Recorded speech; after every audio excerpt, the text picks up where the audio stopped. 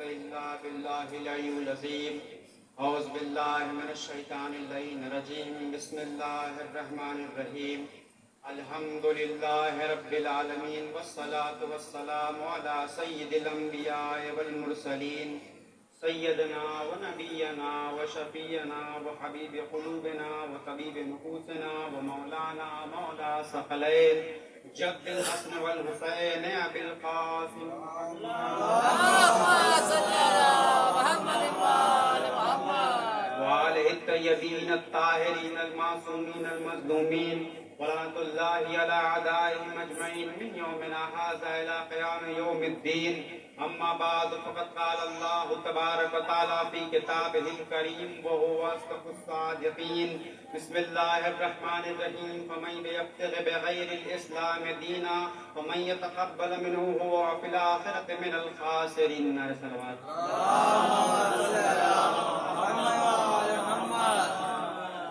حضرات، مجھے اس بات کا اندازہ ہے کہ آپ صبح سے مجلسیں سن رہے ہیں، مسلسل مجلسیں ہو رہی ہیں اور آپ تھکے ہوئے بھی ہیں.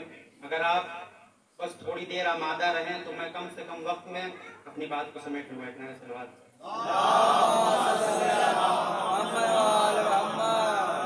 پروردگار عالم قرآن مجید میں ارشاد فرما رہا ہے کہ میں نے تمہارے لیے ایک دین حق کو چن لیا ہے. اب اگر کوئی شخص اس دین کو چھوڑ کر کسی دوسرے دین پر عمل کرتا ہے تو یقیناً وہ خسارہ اٹھانے والوں میں سے ہے. جان محترم، اللہ نے ہمارے لیے ایک دین کو چنا جو دین اسلام ہے. اب اگر ہمیں اس دین پہ عمل کرنا ہے تو ہمارے پاس اس دین کی صحیح معرفت ہونی چاہیے، صحیح سمجھ ہونی چاہیے، ورنہ بنا معرفت کے، بنا سمجھ کے یہ دین ہمارے اوپر ایک بوجھ بن جائے گا. جان محترم، اور دین کی معرفت، دین کی سمجھ ہمارے اندر تب پیدا ہوگی جب دین کے معاملے میں ہم عقل سے کام لیں، ذہن سے کام لیں، فکر سے کام لیں. اور اسلام کا اصول ہی یہی ہے. اسلام تو کھلے عام لفظوں میں یہ اعلان کر رہا ہے کہ تم معاشرے کے پریشر میں، سوسائٹی کے پریشر میں آ کر کبھی اپنا عقیدہ مت بناؤ کہ تم اپنی لگام کسی دوسرے کے ہاتھ میں دے دو. اللہ نے تمہیں تمہاری رہنمائی کے لیے عقل دی ہے. اپنی عقل کا استعمال کرو، اپنی فکر کا استعمال کرو، اپنی ذہن کا استعمال کرو، پھر کسی چیز پر ایمان لے کر آؤ. جان محترم، اور اللہ کے نزدیک سب سے بڑا کفران نعمت یہ ہے کہ بندہ اس کی دی ہوئی نعمتوں کا استعمال نہ کرے. جان محترم، جب بندہ اللہ کی دی ہوئی نعمتوں کا استعمال نہیں کرتا تو پروردگار عالم اس سے اس کی نعمتیں چھین لیتا ہے. جان محترم، مثال کے طور پر ہمارا یہ جسم ہے، اللہ نے ہاتھ دیے، پیر دیے، آنکھ دی، کان دی، ناک دی. ہر ایک جسم کے الگ الگ حصے کے الگ الگ کام ہے. جان محترم، اگر ہم اپنے پیروں کو باندھ کر بیٹھ جائیں، 2 مہینہ ہم بستر سے اٹھے ہی نہ تو 2 مہینے بعد ہمیں چلنے میں بھی دشواری محسوس ہوگی. جان محترم، اگر ہم اپنی آنکھوں پر پٹی باندھ کر بیٹھ جائیں اور اپنی آنکھوں سے پٹی 2 مہینے لگاتار کھولے ہی نہ، پھر اگر ہم نے آنکھوں سے پٹی کھولی تو ہمیں دیکھنے میں بھی دشواری محسوس ہو. جان محترم، اسی طرح ہمارے عقل کی ایکسرسائز ہے فکر. جب انسان فکر کرنا چھوڑتا ہے تو یہ عقل بھی اس سے دھیرے دھیرے رخصت ہو جاتی ہے. جان محترم، اور انسان کے درمیان اور جانور کے درمیان جو امتیاز ہوتا ہے، جو فرق ہوتا ہے، وہ عقل کے ذریعے سے ہوتا ہے. جان محترم، اللہ نے انسان کو سب سے خاص بنایا، سب سے یونک بنایا، اشرف المخلوقات بنایا. تو کس بنا پر بنایا؟ کیونکہ انسان کو عقل دی. اگر انسان سے عقل نکال دی جائے تو انسان جانور بن جاتا ہے. بلکہ اس سے بہتر یہ کہوں کہ انسان کے اندر سے اگر عقل نکال دی جائے تو انسان جانور سے بدتر ہو جاتا ہے. ایک صلوات پڑھیں. اسلام یہ کہتا ہے کہ اسلام کو دین الہی کسی کے کہنے سے نہ مانو. اسلام یہ کہتا ہے کہ قرآن کو کلام الہی کسی کے کہنے سے نہ مانو، امام کو امام کسی کے کہنے سے نہ مانو، رسول کو رسول کسی کے کہنے سے نہ مانو. اور ہم کو معلوم ہے کہ یہ سب چیزیں تمہاری فطرت کے اندر شامل ہے. سوال کرنا، جستجو کرنا، شک کرنا، یہ انسان کی فطرت کے اندر شامل ہے. یہ انسان کی فطرت ہے. لہذا تم اپنی فطرت کو آزاد چھوڑو. یہ فطرت تمہیں خود کھینچتی ہوئی اسلام کی طرف لے آئے گی. اس لیے کہ پروردگار عالم قرآن مجید میں ارشاد فرماتا ہے کہ فطرت اللہ التی فطرت الناس علیہا، اسلام تمہاری فطرت ہے، اسلام تمہارا نیچر ہے. اگر تم اسلام سے بغاوت کرتے ہو لہذا تم اپنی فطرت سے بغاوت کرتے ہو، اپنے نیچر سے بغاوت کرتے ہو.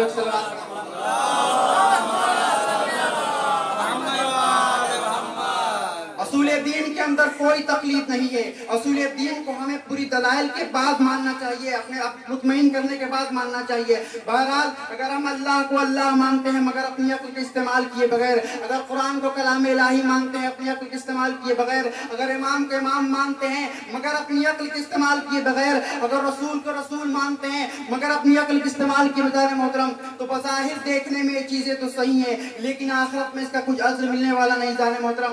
اس لیے کہ کل روز محشر پروردگار عالم ہم سے سوال کر دے گا, کیا تو میری کتاب کو پڑھ کر مجھ پر ایمان لایا تھا, کیا تو میرے قرآن کو پڑھ کر مجھ پر ایمان لایا گا تھا؟ تو ہم کیا جواب دیں گے؟ نہیں جانے محترم, کیونکہ ہم تو اپنے بابا و اجداد کے دین پر ہیں, ہم تو اپنے آبا و اجداد کے دین پر ہیں. ہم یہ جواب دیں گے کہ ہمارے باپ دادا مسلمان تھے اس لیے میں بھی مسلمان تھا, میرا معاشرہ مسلمان تھا اس لیے میں بھی مسلمان تھا, میرا ماحول مسلمانوں والا تھا اس لیے میں مسلمان تھا. جانے محترم ہم یہ جواب دیں گے. جانے محترم کل روز محشر آپ کے بغل میں کھڑا ہوا کافر یہ اعتراض کر دے گا, پروردگار عالم یہ مسلمان کے گھر میں پیدا ہوا اس لیے مسلمان تھا, میں کافر کے گھر میں پیدا ہوا اس لیے میں کافر تھا. جانے محترم تو یاد رکھیے کہ اللہ رحمان و رحیم ہے, اللہ رحمان و رحیم ہے, اللہ رحمان و رحیم ہے, مگر اس کے پہلے اللہ عادل ہے. اگر اللہ اسے جہنم میں ڈالے گا اس سے پہلے اللہ ہمیں جہنم میں ڈال دے گا. ایک صلوات پڑھیں محمد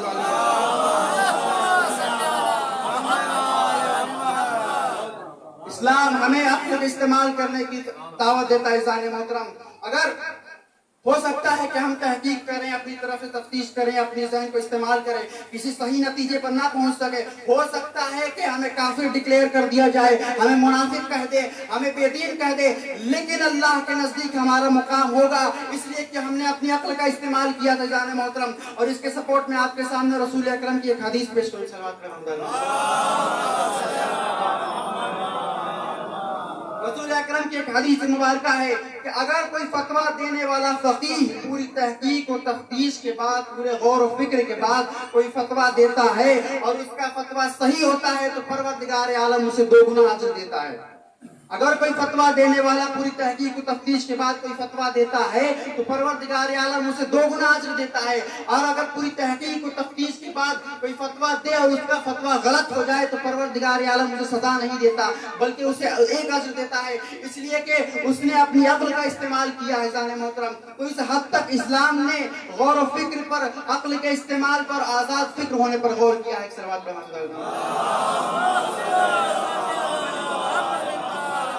ہم جس مکتب سے وابستہ ہیں جانے محترم, ہمارے یہاں سب سے بڑی دقت کیا ہے؟ یہ کڑوی حقیقت ہے کہ ہم دین کو اپنی چپل سے بھی زیادہ حقیر سمجھتے ہیں. جانے محترم یہ کڑوی حقیقت ہے کہ اگر ہم دکان پر جاتے ہیں 100 روپے کی چپل بھی خریدنے تو نہ معلوم دکاندار سے کتنی بار بحث کرتے ہیں کہ چپل کتنے دن چلے گی, کتنے کی ہے, اس کے مول بھاؤ کرتے, اس کے بعد ہم 100 روپے کی چپل خرید کر لاتے ہیں. لیکن دین جو ہمارے زندگی کا سب سے اہم رکن ہے اس کے بارے میں ہم کتنی تحقیق کرتے ہیں. ہمیں جو جیسے ملا ہم نے ایکسپٹ کر لیا. جانے محترم ہم جس مذہب کے ماننے والے ہیں مکتب اہل بیت ہے, یہ عقل کا مذہب ہے, یہ علم کا مذہب ہے, یہ دلیلوں کا مذہب ہے. یہاں دلیلوں کے اوپر بات رکھی جائے. جانے محترم آپ مسلمانوں کے دوسرے مکاتب فکر کو دیکھ لیجیے, ان کے یہاں بولنے کی اتنی آزادی نہیں ہے, ان کے یہاں اتنے بولنے کی آزادی, ترنت کفر کے فتوے لگائے جاتے ہیں. جانے محترم دوسرے مکاتب فکر میں دیکھیے کہ ان کے بزرگ شیخ عبد القادر جیلانی نے صدیوں پہلے اپنی کتاب میں لکھ دیا کہ سورج اور چاند زمین کا چکر لگاتے ہیں. اب آج کے زمانے میں کوئی مائی کا لال مولوی اس کو چیلنج نہیں کر سکتا. اگر چیلنج کرے گا تو انہیں کافر ڈکلیئر کر دیا جائے گا. جانے محترم آج اسکولوں میں پڑھنے والے چھوٹے چھوٹے بچے بھی جانتے ہیں کہ زمین سورج کا چکر لگاتی ہے, سورج زمین کا چکر نہیں لگاتا, لیکن یہ بات جانتے ہوئے بھی وہ اس کے خلاف بول نہیں سکتے. جانے محترم اسی طرح تاریخ اسلام اٹھا کر دیکھ لیجئے, انہیں معلوم ہے, ان کی کتابوں میں لکھا ہے کہ معاویہ مولا علی کو منبروں سے سب و شتم کرواتا تھا, لان تان کرواتا تھا, اور انہیں پتا ہے ابو سفیان کا کیریکٹر پتا ہے, ہندا کا کیریکٹر پتا ہے, لیکن ان کے بزرگوں نے لکھ دیا کہ ان ہستیوں کے بارے میں اپنی زبان بند رکھو. ان کے بزرگوں نے لکھ دیا کہ ان کے ہستیوں کے بارے میں اپنی زبان بند رکھو, مشاجرات صحابہ پہ بات مت کرو, اس کے بارے میں اپنی زبان کو بند رکھو. لہٰذا یہ حقیقت کو جانتے ہوئے بھی حقیقت کو نہیں ایکسپٹ کرتے, حقیقت کو بیان نہیں کرتے. جانے محترم حقیقت کو بیان نہیں کرتے تو اسے کہتے ہیں باطل کی عمدی تقلید. خدا کا شکر ادا کیجئے کہ آپ کو اللہ نے مکتب اہل بیت سے وابستہ رکھا ہے. ہمارے یہاں بولنے کی آزادی ہے, ہمارے یہاں کفر کے فتوے نہیں لگائے جاتے, ہمارے یہاں مرتد نہیں قرار دیا جاتا. بلکہ ہمارے یہاں تو ہر ایک سوال کا دلیل کے ساتھ جواب دیا جاتا ہے. ایک سوال پر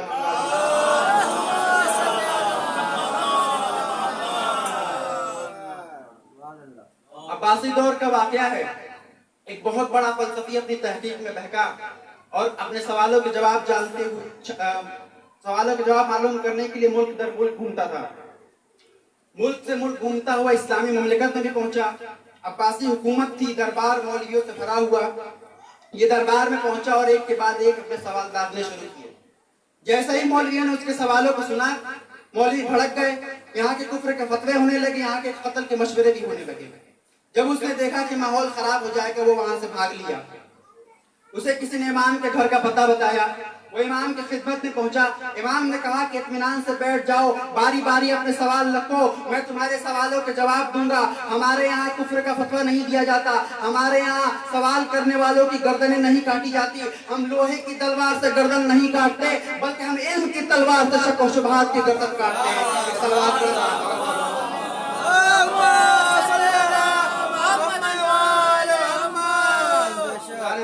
ہماری یہ چھوٹی سی اقلیت، ہماری یہ مائنورٹی، ہمارا وجود 1400 سال سے قائم ہے. ہم آج تک ہمارا وجود کیوں ہے؟ کون سے مسلمانوں کی ایسی حکومت ہے جس نے ہم پہ ظلم نہ کیا ہو؟ چاہے وہ امویوں کی حکومت ہو، چاہے عباسیوں کی حکومت ہو، چاہے ایوبیوں کی حکومت ہو، چاہے سلجوکیوں کی حکومت، چاہے عثمانیوں کی حکومت، چاہے مغلوں کی، تغلقوں کی، کسی کی بھی حکومت ہو. کون سی ایسی حکومت نہیں گزری جس میں شیعوں کے اوپر ظلم نہیں کیا گیا؟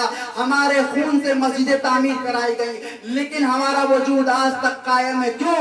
ہمارے بزرگان دین کے علم کی وجہ سے، ان کی ذہانت کی وجہ سے، اور سب سے بڑھ کر آزاد فکر ہونے کی وجہ سے. سلوات پڑھنا لہٰذا ہمیں اس بات پہ غور کرنا چاہیے کہ بھلے دنیا کی تمام دولتیں ہمارے ہاتھ سے نکل جائے، بھلے دنیا کی تمام طاقتیں ہمارے ہاتھ سے نکل جائے، لیکن آزاد فکر ہونے کی دولت ہمارے ہاتھ سے نہیں نکلنی چاہیے. ذان محترم، اس لیے کہ قوموں کو عزت تعداد سے نہیں ملتی، بلکہ شخصیتوں سے ملتی ہے. شخصیتوں کا وجود، شخصیتوں کی تعمیر علم اور ذہانت میں پیدا ہوتی ہے، اور علم و ذہانت جہاں پیدا ہوتی ہے اسے ہم آزاد فکر کہتے ہیں. ایک سلوات پڑھیں.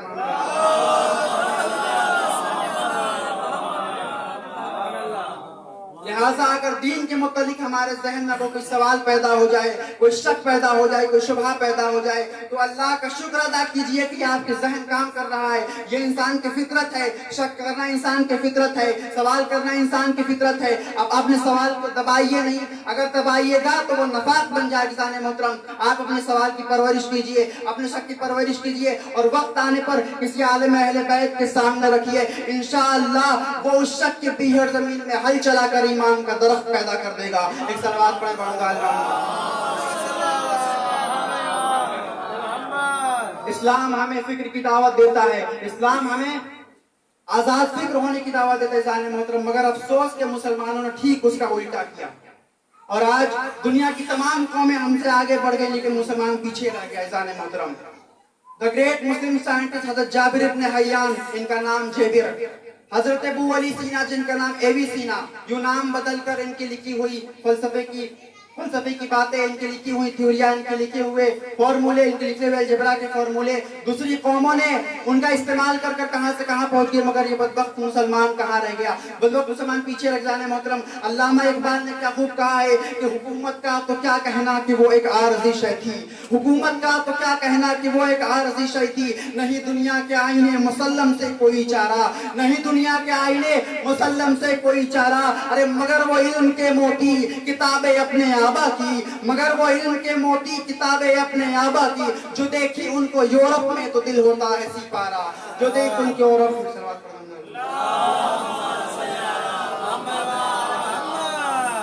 آج بڑی شان سے یہ قصیدے پڑھے جاتے ہیں کہ ہم نے قسطنطنیہ فتح کیا، ہم نے اندلس فتح کیا، ہم نے اسپین فتح کیا، ہم نے فلسطین فتح کیا، ہم نے ایران فتح کیا، ہم نے روم فتح کی. ذان محترم، یہ حقیقت ہے، ہم یہ جانتے ہیں، ہم اس حقیقت کا انکار نہیں کرتے کہ خلیفہ دوم کے زمانے میں ایران فتح ہوا، روم فتح ہوا، فلسطین فتح ہوا. یہ حقیقتیں ہیں ذان محترم، مگر یہ کمال ہے، یہ کوئی چھوٹی بات نہیں ہے. مگر اگر صرف یہی کمال ہے تو اس تعریف کی سب سے زیادہ حقدار تو کافر मंगोल हैं कि जिन्होंने अपनी तलवार के जरिए आधी दुनिया जीत ली थी, अपनी तलवार के जरिए से तहकीक किया, लूटमार की और आधी दुनिया जीत ली थी। अगर फकत तलवार के जरिए से ही जीत जाना ही कमाल है तो इससे कमाल के सबसे ज्यादा हकदार काफिर मंगोल जाने मोहतरम। तो मुसलमानों में और काफिर मंगोलों में फर्क क्या रह गया कि वो भी जहां गए लूटमार की, खून खराबा किया, मुसलमान भी जहां गए लूटमार की और खून खराबा की जाने मोहतरम। इन मुसलमानों ने जितने मुसलमान बनाए नहीं उससे ज्यादा मुसलमानों के मुखालिफिन पैदा कर दिए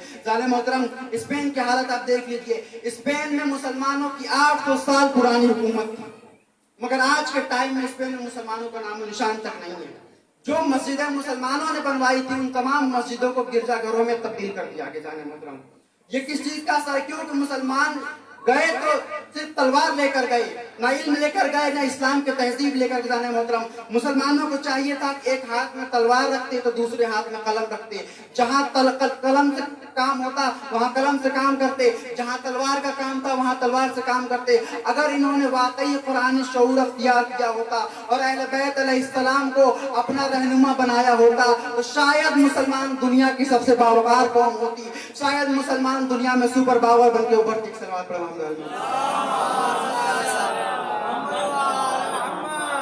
कुरान एक ऐसी किताब है जो हमारे जहनों को झंझोड़ती है जाने मोहतरम। ये हमें फिक्र करने की दावत है जाने मोहतरम। अगर आप अपने आसपास की छोटी छोटी चीजों को देखें, कुरान मजीद की आयत पर गौर करें तो आपको अल्लाह की मार्फत हासिल होगी। मैं आपके सामने एक छोटी सी मिसाल पेश करूं। लोहा, आम जिंदगियों में हम लोहा रोज देखते हैं, ना मालूम कितनी चीजें लोहे के हम इस्तेमाल करते हैं जाने मोहतरम। क्या हमें मालूम है कि लोहा बनता कैसे है? लोहा जमीन से निकाला जाता है, उसे प्यूरिफाई किया जाता है और उसे पिघला कर तरह तरह की चीजें बनाई जाती जाने मोहतरम। मगर लोहा जमीन के अंदर भारी तादाद में मौजूद है, मगर साइंसदान ये कहते हैं कि लोहा जमीन के अंदर पैदा नहीं हो सकता, क्योंकि जमीन के अंदर इतनी ना हरारत है, ना इतनी गर्मी है कि वो लोहे को पैदा कर सके। लोहे को पैदा करने के लिए इतनी हरारत और इतनी गर्मी सिर्फ सितारों के अंदर है, सितारों के अंदर ही लोहा पैदा हो सकता है मोहतरम। लेकिन लोहा तो हम जमीन के अंदर से निकालते हैं। सवाल ये पैदा होता है कि अगर लोहा जमीन के अंदर पैदा नहीं हो सकता तो लोहा जमीन के अंदर आया कहां से जाने मोहतरम। तब साइंसदानों ने हमें बताया कि आज से करोड़ों लाखों साल पहले जब जमीन पे कोई जिंदगी नहीं थी, तब आसमान के कुछ सितारे टूटे और उन सितारों के टूटे हुए टुकड़ों के साथ जमीन पर लोहा पहुंचा। ये कोई एक दो दिन में नहीं हुआ, बल्कि लाखों करोड़ों साल में लाखों करोड़ों बार वैसा हुआ, तब जाकर इतनी तादाद में लोहा जमीन पर पहुंचा है जाने मोहतरम। अब कुरान मजीद उठाकर देखिए, कुरान मजीद में 57 नंबर सूरा है अल हदीद। हदीद का मतलब होता है लोहा।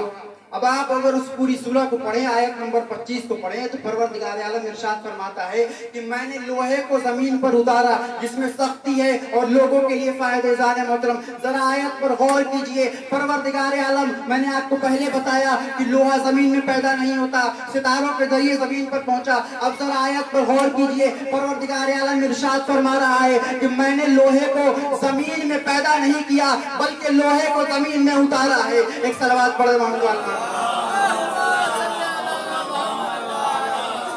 कुरान मजीद यूं ही मौजज़ा नहीं है। कुरान मजीद पे अगर गौर और फिक्र किया जाए तो ये हमारे जहनों को झंझोड़ देता है। तब हमें बस बात का पता चलता है कि कुरान क्या है, असली में कुरान की हकीकत क्या है और कुरान कितना बड़ा मौजज़ा है मोहतरम। एक तरफ कुरान सामित है तो दूसरी तरफ कुरान नातिक है। यहाँ परवरदिगार आलम ने कुरान को हमारे लिए हिदायत का चश्मा बनाकर भेजा, उसी तरफ हमारे लिए कुरान नातिक यानी अहले बैत अलैहिस्सलाम को भी हिदायत का चश्मा बनाकर भेजा। हमारे लिए 12 इमाम मुबीन भेजे जाने मोहतरम। किसी ने इमाम जाफर सादिक अलैहिस्सलाम से सवाल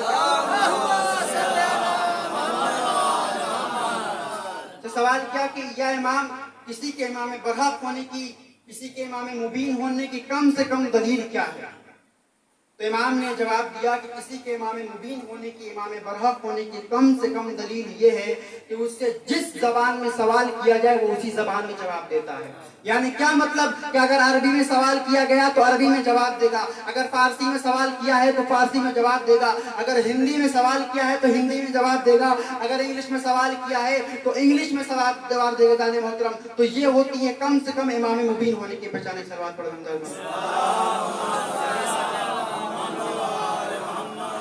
मुसलमानों ने सबसे बड़ी बेवकूफ़ी की और सबसे बड़ी गलती ये की कि इन्होंने उलूम को तकसीम कर दिया।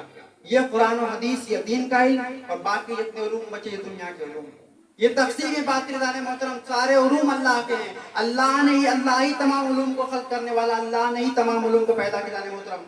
کوئی چیز دنیا اور دین کی نہیں ہوتی، تمام چیز اللہ کی ہوتی. چیزیں نیت کے اوپر ڈیپینڈ کرتے جانے محترم. اسی کے ذیل میں آپ کے سامنے ایک واقعہ سناؤں. ہشام بن عبد الملک اپنے وقت کا ظالم ترین بادشاہ، مروانی بادشاہ، ایک بار مدینے آیا. اس وقت امام محمد باقر علیہ السلام کا زمانہ تھا. امام محمد باقر علیہ السلام اس وقت مسجد میں بیٹھ کر لوگوں کو درس دیا کرتے تھے. امام نے پہلی یونیورسٹی قائم کی تھی.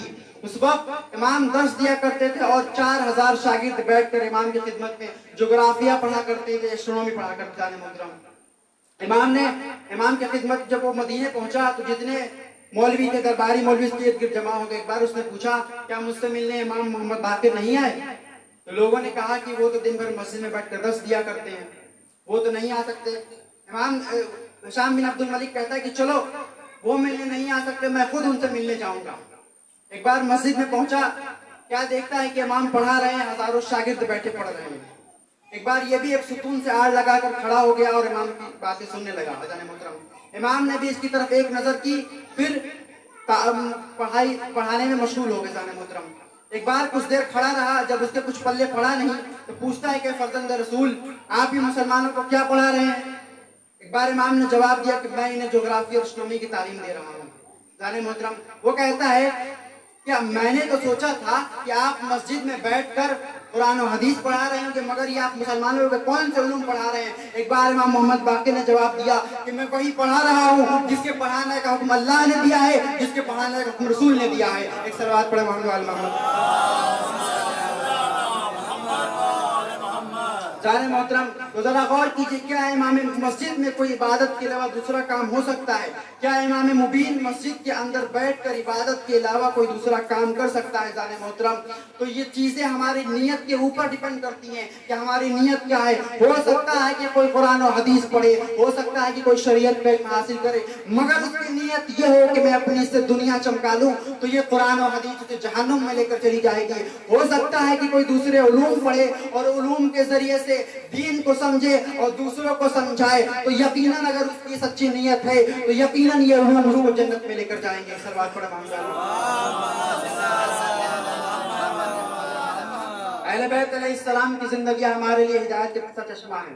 مولا علی مسجد کوفہ کے منبر پر ہیں، اعلان کر رہے ہیں کہ پوچھ لو جو کچھ مجھ سے چاہو پوچھ لو، اس سے پہلے کہ میں تمہارے درمیان سے چلا جاؤں. جانے محترم مگر برا ہو تعصب کا، برا ہو بغض کا. امام یہ کہتے ہیں کہ تم کہو تو میں تمہارے گھروں کو آبشاروں سے روشن کر دوں، مگر لوگ یہ پوچھتے ہیں کہ میرے سر میں بال کتنا ہے، میرے داڑھی میں بال. جانے محترم آج کل کے زمانے میں اگر مسلمانوں نے یہ پوچھ لیا ہوتا کہ ہم آبشاروں سے گھروں کو روشن کیسے کرتے ہیں جانے محترم، تو آج کی جو سائنس ٹھوکریں کھا کر صدیوں بعد یہاں تک پہنچی ہے کہ پانی سے بجلی پیدا کرتے ہیں، مسلمان اس زمانے میں ہی پانی سے بجلی پیدا کر لیتا. ایک صلوات پڑھے محمد علی محمد.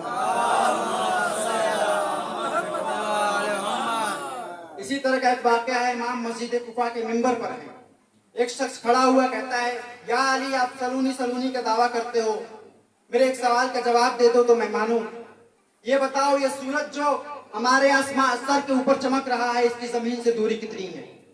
جانے محترم میں آپ کے سامنے عرض کروں یہ مولا علی کی مصیبت ہے. ایک تو سوال کرنے والے کا سوال اس کے قد سے کہیں زیادہ بڑا، اور دوسرا یہ کہ اس زمانے میں عربی میں الف سے زیادہ گنتی نہیں ہوتی تھی. الف کا مطلب ہوتا ہزار سے زیادہ گنتی نہیں ہوتی. جانے محترم اب مولا علی جواب دے تو کیسے دے، اب جواب دے تو دیا جائے تو کیسے دیا جائے جانے محترم، کیونکہ دماغ ان کا اتنا بڑا نہیں کہ باتیں سمجھ سکے. اور اگر ہزار میں گنانے بیٹھے تو صبح سے شام نکل جائے جانے محترم. اور سورج سے زمین کی دوری ہے 9,40,00,000 میل، تو ہزار میں اگر گناتے تو صبح سے شام نکل جاتے جانے محترم. ایک بار امام نے سورج سے جو زمین کی دوری ہے وہ گھٹتی بڑھتی رہتی ہے، 9,40,00,000 میل سے لے کر 9,44,00,000 میل کے بیچ اس کی دوری گھٹتی بڑھتی رہتی ہے جانے محترم. ایک بار امام نے اس کی طرف دیکھا, مسکرائے. امام تو امام ہوتا ہے, وقت کا امام تو امام ہوتا ہے. امام ایک بار اس کی طرف مسکرائے, اس کی طرف دیکھا اور مسکرائے. اس کی ذہنیت کا, اس کی صلاحیت کا اندازہ لگایا اور سوچا کہ جواب ایسا دیا جائے کہ گھبرا کر بیٹھ جائے لیکن آنے والی نسلوں کو میری بات سمجھ میں آئے. امام نے کہا کہ سن, تو زمین سے سورج کی دوری کو پوچھتا ہے تو سن لے, عرب کا ایک تیز رفتار گھوڑا اگر پوری رفتار کے ساتھ سورج کی طرف اڑے تو اسے وہاں تک پہنچنے میں 500 سال لگیں گے. جانے محترم, 1 منٹ کا کام ہے. آپ کیلکولیٹر اٹھا لیجئے. اور عرب کے گھوڑے کی اوسطاً رفتار ہوتی ہے 22 میل فی گھنٹہ, اور 500 قمری برس کے حساب سے اگر آپ اس کی کیلکولیشن نکالیں گے آپ کو اس بات پر حیرانی ہوگی. اس سے اتنا ہی نکلتا ہے جتنا کہ آج کے اسٹرونومی بتاتی ہے. ایک صلوات پڑھیں امام علیہ. تو یہ اہل بیت کا علم تھا کہ جس کے ذریعے مسلمانوں کو فائدہ اٹھانا تھا. مسلمان اگر اس علم سے فائدہ اٹھاتے تو شاید پوری دنیا پر قابض ہو جاتے. جانے محترم, اللہ نے مسلمانوں کو پیدا اس لیے کیا ہے کہ تم دنیا کے اوپر قبضہ کرو, دنیا کے اوپر قبضہ حاصل کرو. مومن کو یہ دنیا اللہ نے مومن کے لیے پیدا کی ہے. جانے محترم, اور انشاءاللہ ایک وقت آئے گا کہ اسلام پوری دنیا پر غالب آئے گا, اہل بیت پوری دنیا پر غالب آئیں گے کہ جب ہمارا امام پردہ غیبت سے نکلے گا. ایک صلوات پڑھنا. علامہ اقبال کیا خوب اشارہ کرتے ہیں کہ سبق پھر پڑھ صداقت کا, شجاعت کا, عدالت کا. سبق پھر پڑھ صداقت کا, شجاعت کا, عدالت کا. لیا جائے گا تجھ سے کام دنیا کی امامت کا, لیا جائے گا تجھ سے کام دنیا کی امامت کا. خدائے لم یزل کا دست بازو تو زباں تو ہے, خدائے لم یزل کا دست بازو تو زباں تو ہے. ارے یقین پیدا کرے غافل کہ مغلوب گما تو ہے, یقین پیدا کرے غافل کہ مغلوب گما تو ہے. اور پرے ہے چرخ نیلی فام سے منزل مسلمہ کی, پرے ہے چرخ نیلی فام سے منزل مسلمہ کی. ارے ستارے جس کی گرد راہ ہو وہ کارواں تو ہے, ستارے جس کی گرد راہ ہو. تو یہ وہ علوم تھے جس کے ذریعے سے ہمیں چاہیے تھا, مسلمانوں کو یہ چاہیے تھا کہ دنیا میں ترقی حاصل کرتے جانے محترم.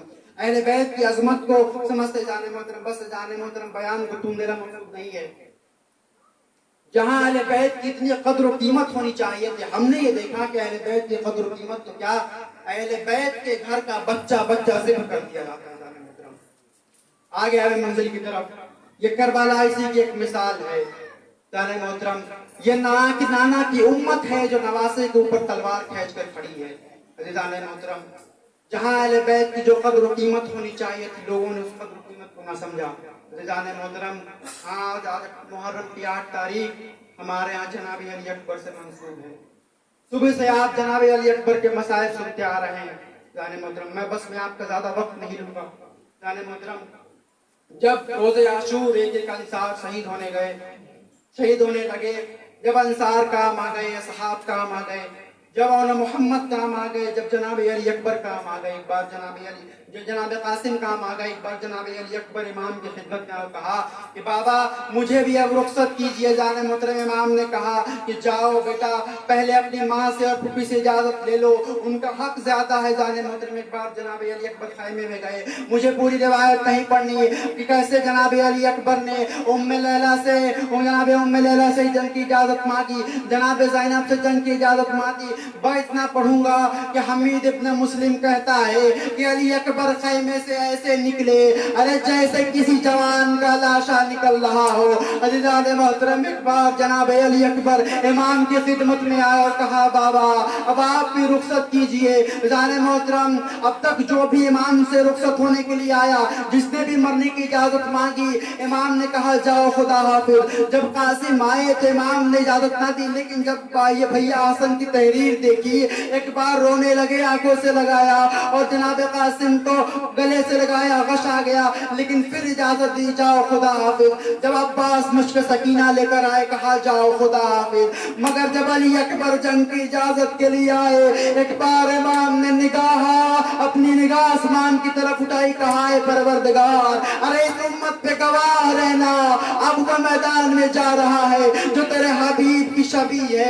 हाज़रान मोहतरम, जनाब अली अकबर रसूल खुदा की शबी थे। जब जनाब अली अकबर चलते थे तो ऐसा लगता था रसूल खुदा चल रहे हैं, जब जनाब अली अकबर चल बोलते थे तो ऐसा लगता था कि रसूल खुदा बोल रहे हैं। जाने मोहतरम, एक बार जनाब अली अकबर मैदान में गए और एक घमासान लड़ाई की। रजस पढ़ते हैं कि मैं अली इब्न हुसैन इब्न अली हूँ, मैं बनी हाशिम के शेरों में से एक शेर हूँ, है तुम में कोई अगर मर्द तो आए मेरा मुकाबला के। जाने मोहतरम, जनाब अली अकबर एक अजीम जंग करते हैं, कम से कम 100 शिया को फिन्नार करते हैं। जाने मोहतरम, एक बार पलट कर इमाम की खिदमत में कहा, बाबा अरे चंद खतरे आप मिल जाते तो मैं ये दिखाता कि बनी हाशिम के शेर कैसे लड़ते हैं। एक बार इमाम ने कहा, बेटा अली अकबर अरे अपनी जुबान मेरे दहन में दे दो। एक बार जनाब अली अकबर ने जैसे ही जनाब अली अकबर ने अपनी जुबान इमाम की और इमाम के दहन में रखा, एक बार जनाब अली अकबर अपनी जुबान खींचते हैं और कहते हैं, बाबा अरे आपकी जुबान तो मुझसे भी ज्यादा खुश्क है। इमाम ने अपने हाथ की अंगूठी उतारी, जनाब अली अकबर ने मुंह रखा, कहा है बेटा अली अकबर जाओ, खुदा हाफिज, अरे तुम्हें दादा अली मुर्तजा हौज़े कौसर से सैराब करेंगे। एक बार जनाब अली अकबर फिर से मैदान में गए, जंग करना शुरू की। एक बार नरके में गिरे, अरे एक बार एक शकी ने अरे पीछे से एक ऐसा नेजा मारा, अरे नेजा सीने को चीरता हुआ आगे बढ़ा, नेजे की यानी अरे सीने के अंदर टूट जाती है। एक बार जनाब अली अकबर जीन पर संभल न सके, जीन से जमीन पर तशरीफ ले जाने मोहतरम, करबला के मैदान में अब तक जो भी शहीद गिरा था, अरे उसने इमाम को इमदाद के लिए पुकारा था, कहा था अरे बाका मेरी मदद को आइए। जाने मोहतरम, लेकिन जनाब अली अकबर ने अरे इमाम को मदद के लिए नहीं पुकारा, इसलिए कि जानते थे कि अब मेरा बाबा तनहा रह गया है, अब मेरा बाबा मैदान में तनहा रह गया। एक बार जनाब अली अकबर ने कहा, अस्सलाम अलैका या अबा अब्दुल्लाह, अब बाबा मेरा आखिरी सलाम कबूल कीजिए। अरे जैसे ही इमाम ने अरे इस आवाज को सुना, अरे गिरते पड़ते मक्तल की तरफ दौड़े। अरे रावी ये कहता है कि हुसैन अली अकबर के सराहने ऐसे पहुंचे अरे जैसे 6 माह का बच्चा घुटनियों चलता है।